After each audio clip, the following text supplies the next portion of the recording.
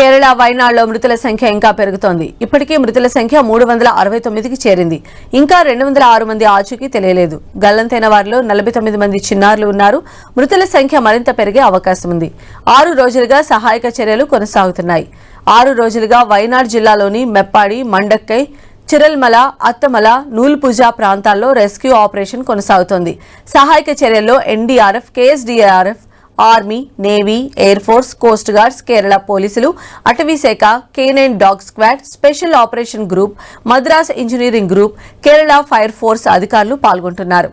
విపత్తు ప్రభావిత ప్రాంతాల్లో డ్రోన్ సర్వే కొనసాగుతోంది.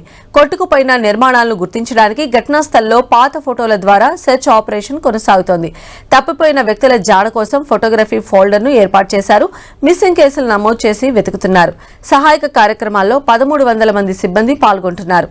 కొండ చర్యలు విరిగిపడ్డ ఘటనలో ధ్వంసమైన 1208 ఇళ్ల శిథిలాల తొలగింపు కార్యక్రమం కొనసాగుతోంది. మండక్కైలో 540, చురల్మలలో 600, అత్తమల్లలో 68 ఇళ్లు ధ్వంసమయ్యాయి. దాదాపు 3700 ఎకరాల వ్యవసాయ భూమిలో 21 కోట్ల మేర పంట నష్టం వాటిల్లినట్లు తెలుస్తోంది.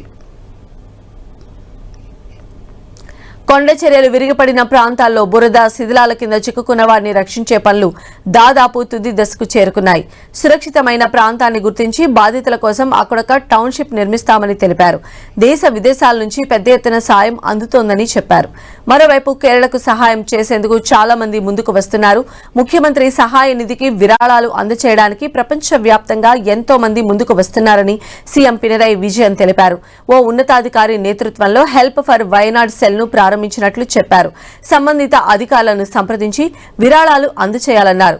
వైనాడ్లో తీవ్రంగా నష్టపోయిన బాధితుల కోసం 100 ఇళ్లు నిర్మించి ఇస్తామని కర్ణాటక ప్రభుత్వం ప్రకటించింది. వైనాడ్ బాధితులకు అండగా ఉంటామని సీఎం పినరయి విజయన్ చెప్పారు. బాధితుల కోసం ఓ టౌన్షిప్ నిర్మిస్తామని చెప్పారు.